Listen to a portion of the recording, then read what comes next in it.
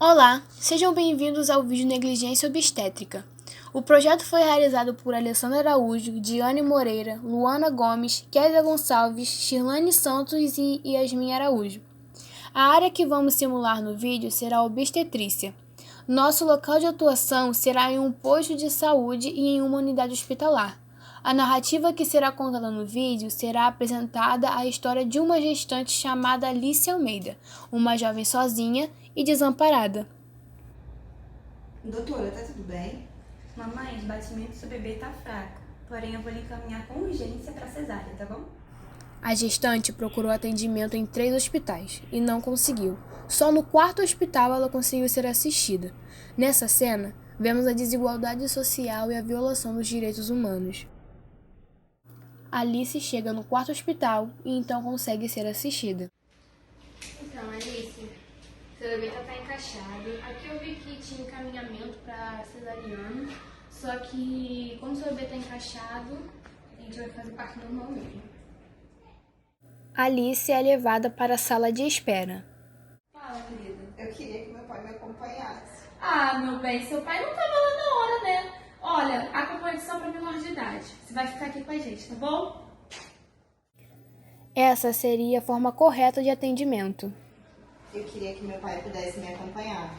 Olha, Alice, infelizmente eu não vou poder ficar aqui com você, porque só pode acompanhante quem é menor de idade. Mas fica tranquila, toda a equipe médica vai estar aqui com você, a gente vai cuidar de você, vai ficar com você até o final, tá bom? Mãezinha, o seu bebê tá sentado, você não tem condições de fazer um parto normal, vai ter que fazer o cesárea, tá bom? Obrigada. Então, dona Alice, vi aqui seu prontuário, realmente foi confirmada, seu parto tem que ser cesariano, porém nós estamos sem anestesista no momento. E aí, como é que faz? Tem que aguardar um pouco. Aí eu levo ela pra casa e o bebê morre, acontece alguma coisa com ela e aí faz o quê? Qual o nome da senhora? Verônica? Tudo bem, eu levo ela pra casa. Mas se acontecer alguma coisa com ela, amanhã eu venho aqui com o repórter. Não, senhora, não precisa levar ela pra casa. Disse que não tem anestesista no momento. Mas ela vai aguardar um pouco e vai ser atendida sim. Ok. Após o escândalo da cunhada de Alice, a equipe conseguiu um anestesista a tempo. No dia seguinte, Alice foi para a sala de cirurgia ter sua bebê, mas devido à demora dos processos, a bebê nasce roxa e sem chorar. Que delícia. Sua menina.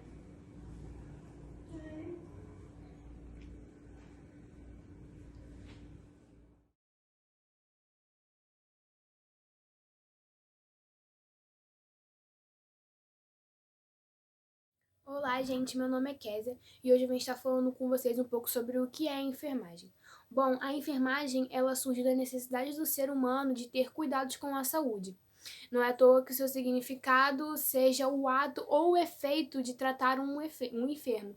E hoje em dia a profissão enfermagem ela é muito valorizada, tanto o médico quanto o enfermeiro, as pessoas que cuidam da saúde, elas são valorizadas assim, só que nem sempre foi assim, porque antigamente, né, há milhares de anos antes de Cristo, as pessoas não sabiam, né, a humanidade não sabia como é que uma doença surgia, elas não tinham muito conhecimento, então eles sempre culpavam a Deus, sempre falavam que era uma obra divina dos deuses que elas serviam e tanto a sua chegada quanto a sua saída. Se você estava doente, é porque você estava em pecado e Deus estava te castigando.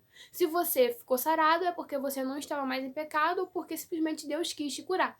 E as pessoas que tratavam, né, que no caso seriam os enfermeiros ou os médicos da época, eram considerados como bruxas ou bruxos, feiticeiros ou feiticeiras, e eram mortos, caçados, presos, julgados, porque tudo que era diferente era ruim, tudo que era novo e eles não entendiam era uma coisa ruim. E aqui no Brasil mesmo, a enfermagem, né, o ato de tratar uma pessoa veio dos índios e dos escravos, que tratavam suas feridas com ervas medicinais. Mas a enfermagem aqui só foi ser reconhecida quando foi no êxodo rural, que foi quando as cidades estavam crescendo e como as cidades estavam crescendo, a população também ia crescendo e com isso uma demanda de profissionais de saúde assim precisava ser maior. E foi quando a enfermagem começou a ser um piso para erguer as profissões, né? Essa época foi um piso para a enfermagem virar uma profissão.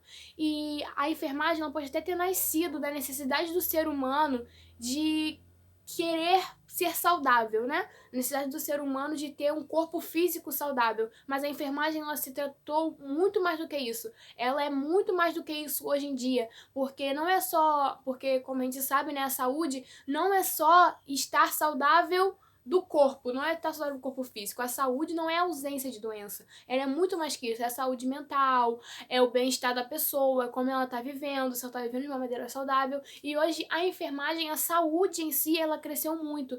Então, pra mim, a enfermagem, ela não é só o ato de cuidar de um ser humano, né? Não é apenas chegar lá, tratar, pronto, acabou. Não, é um ato de amor, de empatia, porque você vai ter que cuidar de uma pessoa que você nunca viu na sua vida, que você não tem noção de como aquela pessoa, onde ela mora, se o porquê que ela tá doente, não sabe, porque não adianta se a pessoa estiver tratada sem doença nenhuma, mas a mente está toda destruída. Então a gente tem que saber muito como tratar as pessoas, né? Não é à toa que esse módulo todo foi sobre a humanização. E a gente não pode esquecer da nossa ética profissional nem nada disso. Mas pra mim a enfermagem é muito mais do que cuidar de um corpo físico. É muito mais do que você chegar, dar um remédio pra uma pessoa. É um ato de amor, é um ato de empatia, é um ato de carinho, porque as pessoas não têm que ser tratadas com desigualdade, tanto social quanto racial, quanto preconceitos contra a ideologia de gênero. Então, enfermagem é isso. Enfermagem é assim, cuidar de um corpo são, ter um corpo são, cuidar de uma pessoa enferma. Mas também é um ato de amor e empatia que deve ser uma coisa que é uma coisa só. Não adianta você saber cuidar de uma pessoa, mas também tratar ela mal. Então, é isso. Enfermagem pra mim é muito mais do que só tratar das doenças.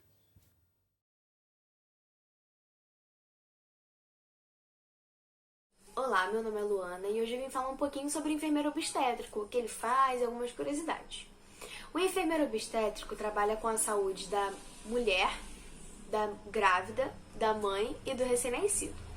Eles também ajudam no parto e na administração de algumas anestesias para certos procedimentos. Algumas funções dessa especialidade é monitorar os sinais vitais da mãe e do bebê, preparar a mãe para o parto, né, auxiliando ela, dando todo aquele apoio emocional, profissional, sanando algumas dúvidas que ela pode ter, ajudar a parturiente na amamentação, cuidar dos pós-abortos, notificação de óbitos neonatais e maternos e promovem também a educação da saúde baseada nos direitos sexuais. Os enfermeiros obstétricos podem também atuar em unidades de terapia intensivas, que são as UTIs, clínicas médicas, pronto-socorros e pós de atendimento.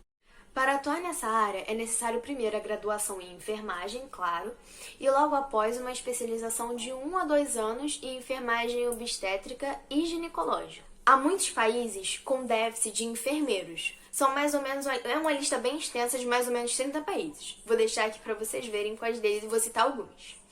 Bolívia, Chile, Equador, Costa Rica, Peru e muitos outros. Mas também tem muitos países que são bem promissores para a área de enfermagem. São eles Reino Unido, Dinamarca, Irlanda, Israel e Nova Zelândia. Irei falar de forma resumida o que é o SUS. O SUS, Sistema Único de Saúde. Esse sistema vai englobar serviços de saúde dos mais simples aos mais complexos. Ele tem como princípio universalidade, que é o acesso à saúde para todos, integralidade, que é um conceito ampliado de saúde de forma integral, e equidade, um atendimento de acordo com a necessidade de cada um e da vulnerabilidade. Quais são os direitos da gestante no Sistema Único de Saúde? O SUS irá assegurar à gestante o direito de receber nutrição adequada, acompanhamento ao obstetra em todo o período do pré-natal e no último trimestre da gestação, os profissionais que a estão acompanhando irá garantir a vinculação à instituição em que o parto irá acontecer para assim obter um parto humanizado. Oi, meu nome é Yasmin e eu vim falar sobre os direitos humanos. Bom, os direitos humanos são os direitos que todos os indivíduos possuem pelo simples fato de serem humanos. Os direitos humanos são baseados no respeito à individualidade e à liberdade, independente da sua religião, condição social, cor ou gênero. A Lei dos Direitos Humanos obriga o governo a fazerem algumas coisas e os impedem de fazerem outras. Os indivíduos também têm suas responsabilidades, usufruindo dos seus direitos humanos, porém respeitando os direitos dos outros. Nenhum governo, grupo ou indivíduo tem o direito de fazer qualquer coisa que viole o direito de outra pessoa. Direitos humanos são indivisíveis, sejam eles de natureza civil, social, política, econômica ou cultural. Eles são todos inerentes à dignidade de toda pessoa humana. Consequentemente, todos eles têm o mesmo valor como direitos. Não existe um direito menor, não há hierarquia de direitos humanos. A realização de um direito muitas das vezes depende em todo ou em partes da realização de outros. Por exemplo, a realização do direito à saúde pode depender da realização do direito à educação ou do direito à informação.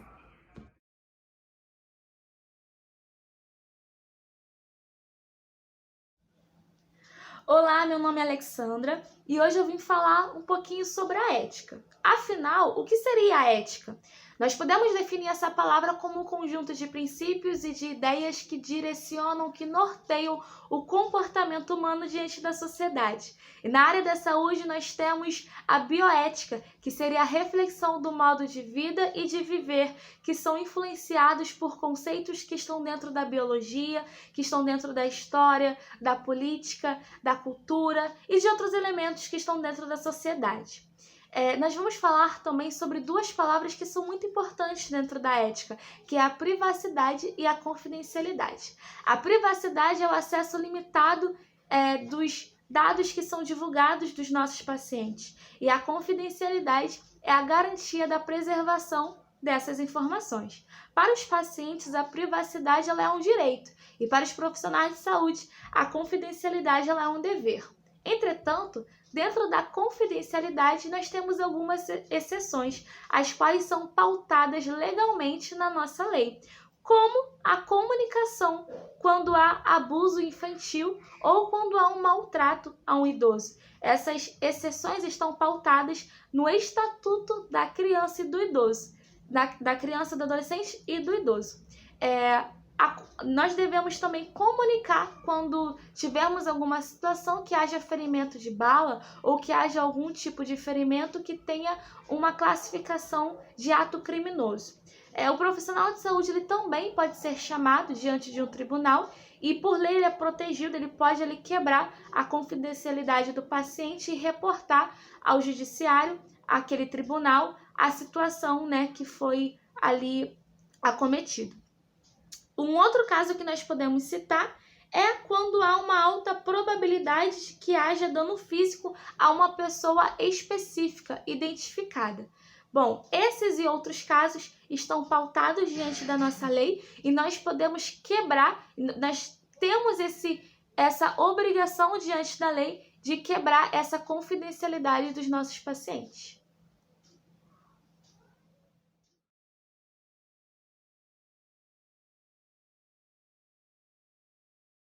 Vim falar sobre humanização. Qual é o conceito da palavra humanização? De cara a gente já tem ideia do significado. É ser humano, é ter respeito, é ter compaixão com o seu próximo. Qual é o objetivo da humanização na saúde? É melhorar a qualidade dos serviços, é acolher o outro, é ver a satisfação no olhar do paciente, por muitas vezes criar um vínculo de confiança. Por inúmeras vezes também é reduzir o tempo de cura de um paciente, já que a saúde não é apenas a ausência de doença. É ir além da assistência e de intervenções clínicas e se voltar à integralidade do indivíduo enquanto ser humano.